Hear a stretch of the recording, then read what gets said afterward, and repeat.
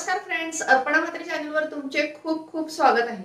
कडधान्य खाऊन कंटाळा आला की आपण ओल्या भाज्यांकडे वळतो। त्यामध्ये तोंडलीची, गवारीची, फरसबीची भाजी ही कमी खाली जाते, मुलांच्या पसंतीस कमी उतरते। अशा वेळेला जर आपण चमचमीत सुक्की भाजी केली तर ती मुलांना नक्की आवडू शकते। तर आज आपण तोंडलीची चमचमीत सुक्की भाजी कशी करायची ती पाहणार आहोत। चला तर मग वेळ न घालवता रेसिपीला सुरुवात करूया।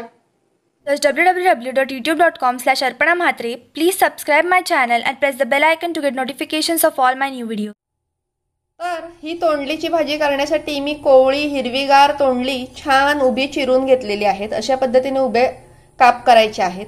त्यानंतर आपण बटाटे सुद्धा उभ्या फोडी करून घेतलेल्या आहेत। त्याचबरोबर आपल्याला लागणार आहे एक मोठा कांदा आपण बारीक चिरून घेतलेला आहे। भरपूर सारी कोथिंबीर बारीक चिरून घेतलेली आहे।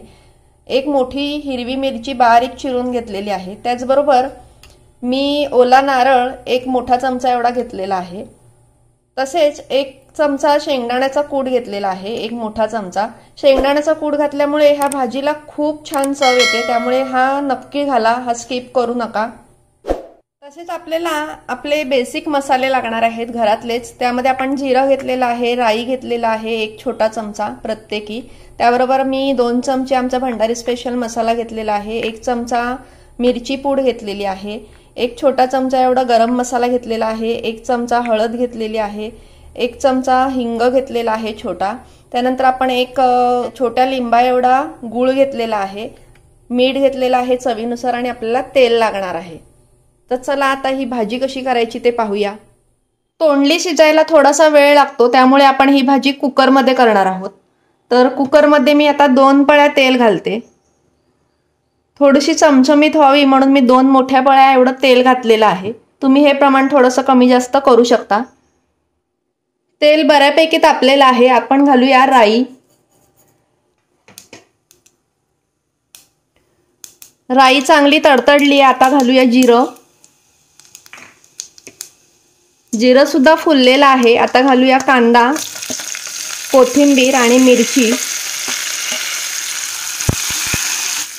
ओल्या भाज्या करताना राई आणि जिरं चांगलं तडतडलं पाहिजे, तरच त्या फोडणीला खूप छान सुगंध येतो आणि चव येतं आणि खाताना राई आपल्याला कडवट लागत नाही। आता ही कांदा मऊ छान होईपर्यंत आपण परतूया फोडणी। फोडणी चांगली परतून झालेली आहे, कांदा सुद्धा मऊ झालेला आहे। आता आपण त्याच्यामध्ये ओला नारळ घालूया थोडासा। ओला नारळ सुद्धा तेलावरती परतून घेऊया, म्हणजे भाजी खूप छान खमंग होते। ओला नारळ आपण थोडासा परतून घेतलाय, त्याचा रंग थोडासा चेंज झालाय। आता आपण ह्याच्यामध्ये घालूया हिंग, हळद, मसाला आणि मिरची पूड। आता हे मसाले छान परतून घेऊया। मसाले चांगले शिजावे म्हणून आपण त्यामध्ये थोडासा पाणी घालणार आहोत, अगदी 1 वाटी एवढा। चांगला मसाला परतल्यानंतर आता आपण ह्यामध्ये घालूया तोंडली, बटाटी सुद्धा घालूया। त्याचबरोबर शेंगदाण्याचा कूट सुद्धा घालूया।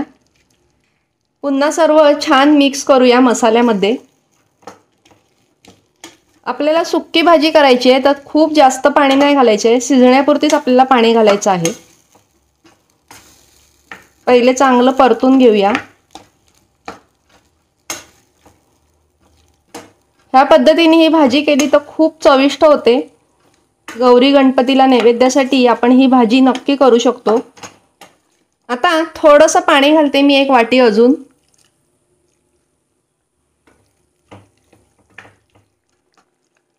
आता गरजेनुसार पाणी घातल्यानंतर आपण शेवटी याच्यामध्ये चवीनुसार मीठ सुद्धा घालून घेऊया। त्यानंतर गूळ घालूया। पुन्हा एकदा मिक्स करून घेऊया। आता व्यवस्थित मिक्स केल्यानंतर आपण कुकरला झाकण लावून घेऊया आणि 3 शिट्ट्या काढून घेऊया।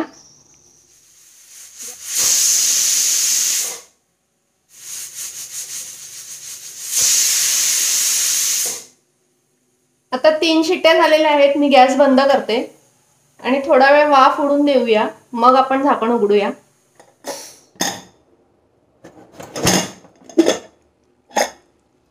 पहा, खूप छान सुगंध सुटलेला आहे आणि भाजीला रंग सुद्धा अगदी भन्नाट आलेला आहे। तुम्ही बघू शकता आपली चमचमीत अशी तोंडलीची भाजी तयार झालेली आहे आणि तोंडली सुद्धा खूप छान मऊ अशी शिजलेली आहे। बटाटा सुद्धा छान शिजलेला आहे। आता आपण शेवटी याच्यावरती गरम मसाला घालणार आहोत। गरम मसाला शेवटी घातल्यामुळे खूप छान भाजीला चव येते। भरपूर सारी वरून कोथिंबीर सुद्धा घालूया बारीक चिरलेली। आता मी गॅस पुन्हा लावलेला आहे। आता आपण एक अर्धा मिनिट ही परतून घेऊया, म्हणजे गरम मसाला छान त्याच्यामध्ये मिक्स होईल आणि कोथिंबीर सुद्धा छान त्याच्यामध्ये सुगंध देईल त्या भाजीला। अगदी चमचमीत आणि सुक्की अशी आपली भाजी तयार झालेली आहे। अगदी कमी पाण्यामध्ये आपण शिजवलेली आहे, त्यामुळे खूप चविष्ट लागते। तर पहा, अगदी टेम्पटिंग अशी सुक्की चविष्ट अशी आपली तोंडलीची भाजी अगदी झटपट तयार झालेली आहे।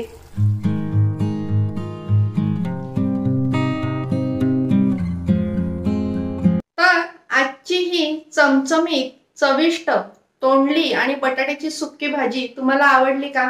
मला नक्की कमेंट करून सांगा। व्हिडिओ आवडल्यास नक्की लाईक आणि शेअर सुद्धा करा।